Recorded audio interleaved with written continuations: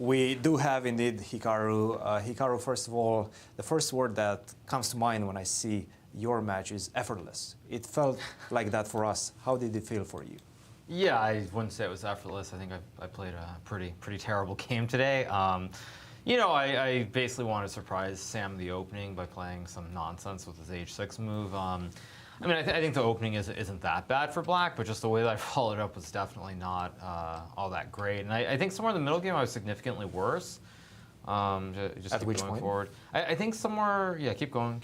And there was a tweet at this particular moment. Anish was asking which speed run this is with H6 and A6.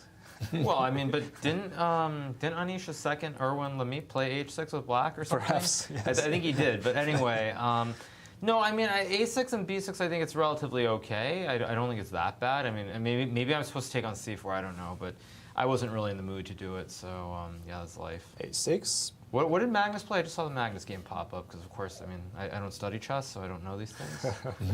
Yeah, what did Magnus play here? Let's see. Magnus played B6. Ah, he played B6. Okay.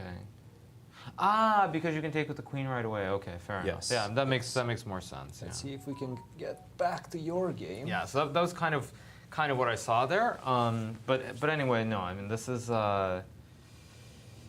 yeah, this is all maybe slightly better for it. Probably I should have played C5, but just keep going. Like basically somewhere around Queen B3, I played this A5 move, and already I'm starting to drift a little bit. And I think if Sam had found this concept with Knight D2 and then some Bishop F3, maybe right here, maybe even later, but at some moment in the next like 5 moves, if he found this idea of going Knight D2, Bishop F3, and playing for E4, this would have been very scary for me. But he didn't do that. I mean, I just felt like he was a little bit too tentative. He wasn't 100% sure what to do, and then he played Rook A1, basically, you know, saying the boogeyman for no reason. Because if he doesn't go Rook A1, I mean, again, if he plays Knight D2, Rook A8, Bishop F3, I mean, nobody cares. Nobody cares about the queen side here. Yeah.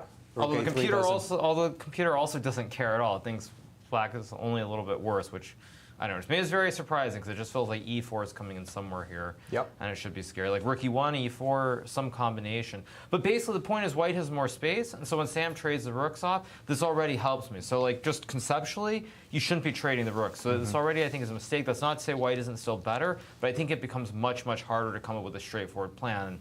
I mean, for a computer, it can just dilly-dally, play random moves all over and improve slowly. But, I mean, for us at least, you have to have a concrete idea. And once we traded the rooks on A7, I don't think there was a concrete idea, and then Sam played Knight E1, which I think was just a bad move.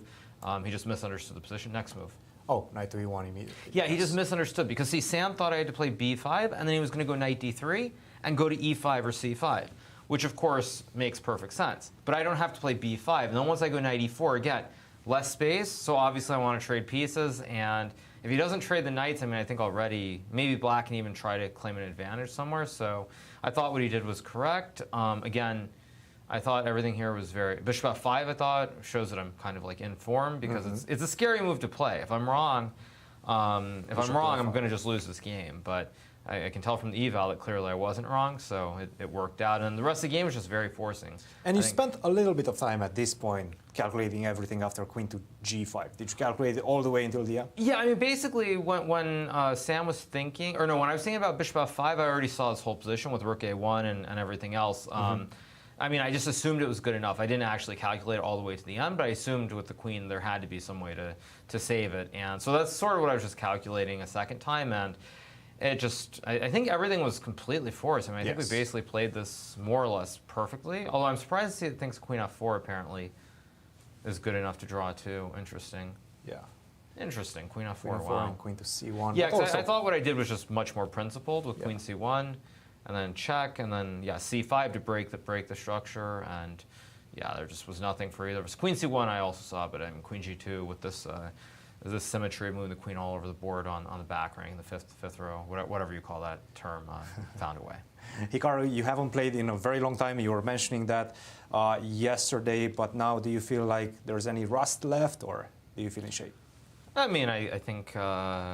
I mean, I wouldn't say there's rust. I'm obviously playing chess almost every day, but certainly I've survived the openings, and I figure if I survive the openings, then I have good chances against anybody. So we'll see if I can keep doing that.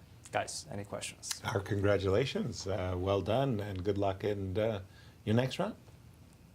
Thank you. Just turning to the game of Naji and Anna, Anna, we know, has been playing on increments, but